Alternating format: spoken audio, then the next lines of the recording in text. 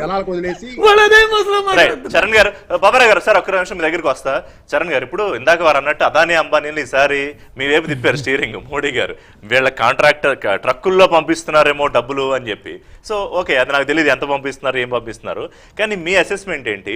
గతంలో ఉన్న ఆ 50, 52, 54 దాటి ఈసారి సెంచరీ కొట్టే అవకాశం ఏమన్నా కాంగ్రెస్ పార్టీ ఉందా? 100 సీట్లు ఐఎన్డీఏ కూటమి దాటగలిగితే కొంత అటు ఇటు పరిస్థితి మారుతుందనే విశ్లేషణల మీద మీ ఒపీనియన్ ఏంటి? కూటమిని ఎనీవే బ్రేక్ చేయడానికి బీజేపీ సిద్ధంగా ఉంటుంది. ఆల్రెడీ కొంత బ్రేక్ అయింది, మిగతా అది ఎట్లా జరుగుతుందో మీరే చెప్పాలి. అంటే 2019 ఎలక్షన్లో ఇండియా కూటమి అంటే యూపీఏ ఆనాడు కాంగ్రెస్ పార్టీ స్వతహాగానే 53 స్థానాలు గెలిచిన 202 స్థానాల్లో సెకండ్ ఉన్నాం, 19% ఓట్లు వచ్చినాయి మాకు. ఇప్పుడు మీరు భారతీయ జనతా పార్టీ ఎన్డీఏ దాదాపు 40 పార్టీలతోటి ఎన్డీఏని ఏర్పాటు చేసుకుందంటేనే భారతీయ జనతా పార్టీ ఓడిపోతుందని చాలా స్పష్టంగా కనపడతా ఉంది. ఎందుకంటే అసెంబ్లీలో ఎమ్మెల్యేల వారిగా చూసినప్పుడు కూడా సీట్లు తగ్గడమా ఓడిపోవడమా? భారతీయ జనతా పార్టీ సీట్లు తగ్గుతూ ఉన్నాయి. అదే కాక 14లో ఒక రకమైన వేవ్ వచ్చింది, 19లో ఒక రకమైన వేవ్ వచ్చింది. ఇప్పుడు అసలు ప్రశాంత్ కిషోర్ గారి మాటల్లో చెప్పినప్పుడు అనుకూలత లేదు, ప్రతికూలత లేదని చెప్పేసి వారే ఒప్పుకున్నారు.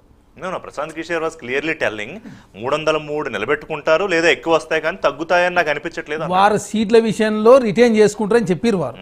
బట్ మోడీ గారి పట్ల అనుకూలత లేదు, వ్యతిరేకత లేదని చెప్పేసి వారు చాలా స్పష్టంగా చెప్పారు. 2019లో నాడు పుల్వామా, బాలాకోట్, పాకిస్తాన్ బూచే చూపించి అధికారంలోకి వచ్చారు. 2014లో గుజరాత్ మోడల్ అని, హిందుత్వ ఎజెండా, అదేవిధంగా మోడీ బ్రాండ్ అని చెప్పి పెద్ద ఎత్తున ప్రచారం చేసుకుని 2014 వచ్చారు. అదే కాకుండా మీరు చూస్తాం ఉత్తరప్రదేశ్ ఎగ్జాంపుల్ చెక్ చేసుకున్నప్పుడు ఉత్తరప్రదేశ్లో లోకల్ బాడీ ఎలక్షన్ జరిగాయి. అక్కడ 3000 స్థానాలు ఉంటే లోకల్ బాడీలో భారతీయ జనతా పార్టీ గెలిచింది 700 స్థానాలు మాత్రమే. అయోధ్య లాంటి ప్లేస్లో 40 స్థానాలు ఉంటే 6 స్థానాలు మాత్రమే గెలిచింది. ప్రతిపక్ష పార్టీలు మిగతా 34 స్థానాలు గెలిచారు. వారణాసిలో మోడీ గారు ప్రాతినిధ్యం వహిస్తున్న వారణాసిలో కూడా లోకల్ బాడీ ఎలక్షన్ 40 స్థానాలు జరిగితే భారతీయ జనతా పార్టీ గెలిచింది 10 స్థానాలు మాత్రమే. మిగతా ప్రతిపక్ష పార్టీలు అక్కడ 3070 స్థానాలు జరిగితే 2370 పోస్టులకు ఎస్పీ కాంగ్రెస్ కూటమి గెలిచింది. అదే కాకుండా మీరు వెస్ట్ బెంగాల్లో జరిగిన బై ఎలక్షన్లో కాంగ్రెస్ పార్టీ టీఎంసీకి సంబంధించిన క్యాండిడేట్ బై ఎలక్షన్ జరిగితే 24,000 మేరతో కాంగ్రెస్ పార్టీ గెలిచింది. లడఖ్లో జరిగినటువంటి లోకల్ బాడీ ఎలక్షన్లో 26 స్థానాలు కానీ కాంగ్రెస్ పార్టీ 23 స్థానాలు గెలిచినాం. మేము ఢిల్లీలో కార్పొరేషన్ ఎలక్షన్లో కాంగ్రెస్ పార్టీ సీటు ఓట్లు పెరగడంతో చాలా ప్రతిపక్ష పార్టీలు కాంగ్రెస్ పార్టీతో పొత్తుకొచ్చారు. అంటే మీరు చెప్పిన దాన్ని బట్టి మూడ్ ఆఫ్ ది నేషన్ మారింది అనా? ఇప్పుడు లోక్సభ మీరు చెప్పినవన్నీ లోకల్ ఎలక్షన్లని కంపేర్ చేస్తున్నారు లోక్సభ ఎన్నికలతో. మూడ్ ఆఫ్ ది నేషన్ మారితేనే మీరన్న వీళ్ళకి సీట్లు తగ్గడమో, లేకపోతే అసలు ప్రభుత్వానికి వచ్చే సీట్లు రాకపోవడమో, ఇటు కూటమి వైపో కాంగ్రెస్ వైపో జనాలు వచ్చేయడమో జరుగుతుంది. ఇప్పుడు యోగేంద్ర యాదవ్ దానికి కారణాలు ఏంటి, ఏం కనిపిస్తున్నాయి? మేము ఒకటే చెప్తా ఉన్నాం కదా, నరేంద్ర మోడీ గారు ప్రధానమంత్రి అయిన తర్వాత ఈ జీడిపి మీరు 2014 జీడిపి 7.8%, ఇప్పుడు 5.8% ఉంది. 14 మంది ప్రధానులు 63 లక్షల కోట్ల అప్పు చేస్తే నరేంద్ర మోడీ గారు వచ్చింది 161 లక్షల కోట్ల అప్పు చేసిండు. 16 లక్షల కోట్ల రూపాయలు రైట్ ఆఫ్ పెట్టుబడిదారులకు చేసిండు.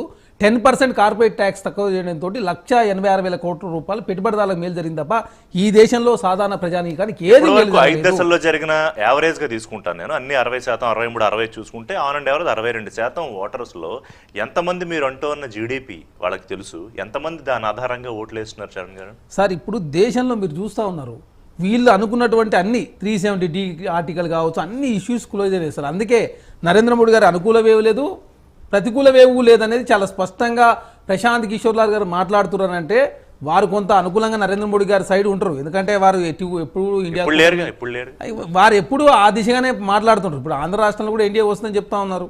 ఆంధ్ర రాష్ట్రం ఎన్డీఏ రాదని చెప్పి చాలా పెద్ద ఎత్తున చర్చ జరుగుతూ ఉంది. చెప్పలేము ఏదేం జరగదు. కాకపోతే మీరు చూస్తూ ఉన్నారు, పోయినసారి భారతీయ జనతా పార్టీ అన్ని రాష్ట్రాల్లో మీరు చూస్తే ఉత్తరప్రదేశ్లో పోయినసారి దాదాపు 68 సీట్లు గెలిచారు. ఈసారి 15 సీట్లు తగ్గుతాయని చెప్తా ఉన్నారు. బీహార్లో 15 సీట్లు కోల్పోతా ఉంది, రాజస్థాన్లో 10 సీట్లు కోల్పోతా ఉంది, అదేవిధంగా ఛత్తీస్గఢ్లో కోల్పోతా ఉంది, అదేవిధంగా తెలంగాణలో కాంగ్రెస్ పార్టీ సీట్లు పెరుగుతూ ఉన్నాయి, కర్ణాటకలో భారతీయ జనతా పార్టీ సీట్లు తగ్గుతూ ఉన్నాయి. 131 స్థానాలు సౌత్ ఇండియాలో ఉంటే పోయినసారి 29 స్థానాలు గెలిచింది భారతీయ జనతా పార్టీ. తెలంగాణ రాష్ట్రం 4 సిట్టింగ్ స్థానాల్లో 3 స్థానాలు ఓడిపోతా ఉన్నారు. కిషన్ రెడ్డి గారు సికింద్రాబాద్లో ఓడిపోతా ఉన్నాడు. కిషన్ రెడ్డి నా ముఖం చూసి ఓట్లు వేయమని చెప్పి అడుగుతలేడు ఆయన. ఎంతసేపు మోడీ గారు ముఖం చూసి ఓట్లు అడిగే ప్రయత్నం కిషన్ రెడ్డి గారు చేస్తూ ఉన్నారు. తెలంగాణ రాష్ట్రంలో కిషన్ రెడ్డి గారు భారతీయ జనతా పార్టీ కనీసం నవోదయ స్కూల్ కూడా తీసుకురాలేదు. కిషన్ రెడ్డికి ఓటేమని చెప్పేసి ఆ పరిస్థితి వచ్చిందంటేనే తెలంగాణ రాష్ట్రంలో ఎందుకంటే భారతీయ జనతా పార్టీ 2004 ముందు భారత్ వెలిగిపోతుందన్నప్పుడు భారతీయ జనతా పార్టీ అధికారం ఉన్న రాష్ట్రాల్లో భారతీయ జనతా పార్టీ అధికారం కోల్పోయి అధికారం లేని రాష్ట్రాల్లో భారతీయ జనతా పార్టీ సీట్లు ఓట్లు పోయినాయి. ఇప్పుడు కూడా అదే పరిస్థితి కనపడతా ఉంది. కాబట్టి ప్రజలంతా కూడా ఏమంటారు, ఇప్పుడు భారతీయ జనతా పార్టీ 4 రాష్ట్రాల్లో తెలంగాణలో అధికారం ఉన్న పార్లమెంట్లనేమో భారతీయ జనతా పార్టీ గెలిచే అవకాశం లేనప్పుడు మిగతా పార్లమెంట్ స్థానంలో ఓట్లు పెరుగుతా ఉన్నాయి కాబట్టి భారతీయ జనతా పార్టీ ఉన్నది అని చెప్పేసి మనం అనుకుంటా ఉన్నాం కానీ ఉన్నది అనుకున్నప్పుడు 40 పార్టీతో ఎందుకు పొత్తు పెట్టుకుంటారు మరి చిన్న చితక పార్టీతో 40 పార్టీతో పొత్తు పెట్టుకుంది భారతీయ జనతా పార్టీ కదా మేము 26 పార్టీతో పొత్తు పెట్టుకున్నాం అదే కాకుండా ఇప్పుడు వారు ఏ యాంగిల్లో చూసినప్పుడు భారతీయ జనతా పార్టీ పోయినసారికి ఇప్పుడు చూస్తా ఉన్నాం మీరు భారతీయ నరేంద్ర మోడీ గారు వారు మాట్లాడిన మాటల్లో కావచ్చు దేనిలైనా ఎందుకంటే ఏది మాట్లాడినా అయిపోయింది కాబట్టి ఏం చేస్తా ఉన్నాడు బీసీ రిజర్వేషన్ తీసేసి ముస్లింలకు ఇస్తుంది కాంగ్రెస్ పార్టీ వస్తే హిందువుల పుస్తమెటలు తీసి ముస్లింలకు ఇస్తుంది అంటే ఇష్యూను డైవర్ట్ చేసే ప్రయత్నం నరేంద్ర మోడీ గారు చేస్తున్నారు మీరు కూడా